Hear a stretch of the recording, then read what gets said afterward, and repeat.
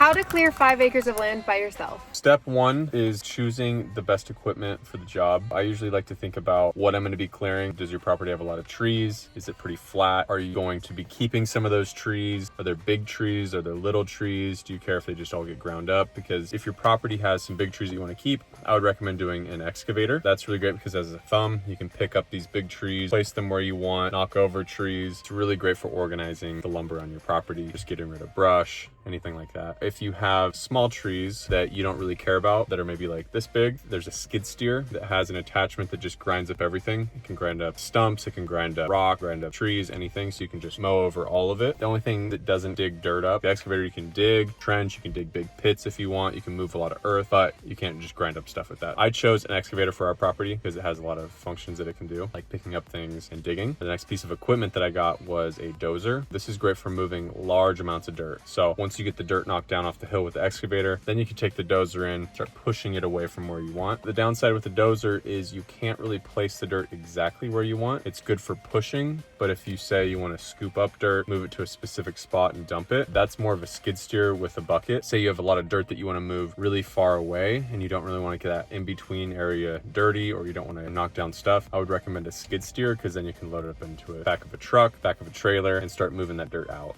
Now for our property, we had a lot of big trees. We had some 20-inch oak trees that I wanted to keep. I got a chainsaw from Home Depot. I had multiple different chains, and you're gonna go through quite a few if you start getting your blade in the dirt at all. So I cut down the big trees, dropped those, picked them up with the excavator, cut them in 10 to 15 foot pieces, and then just started stacking them in a place where I wouldn't need to move them later because they're quite a bit of work to move. What we used was a D3 dozer. We used a 10-ton excavator. That means it's about 20,000 pounds. You can dig up quite a bit of stuff. Once the land was pretty much cleared, we then had to really level it. We were on a 20% slope. He took most of the dirt and put it to the lower side, so that started to level it quite a bit. But once you actually have the dirt leveled, you need to level it even more before you do foundation to make sure that it's graded perfectly. The D3 dozer has slope assist, so it can get your leveling really level. After that, you want to take your laser level though, and it has a beeper. You can go around all corners of a building pad, and I'll tell you exactly how level it is, and then you can take it down a little more if you need to. The next thing we did was we got a compactor. It's a big drum rolling compactor. They're like 30,000 pounds. You drive this thing over the dirt back and forth, and that helps level everything out, pack the dirt, settle it so that your house doesn't shift later on. That's about it. That's how we got our 5 acres leveled to be ready for foundation. Let us know if you guys have any other questions.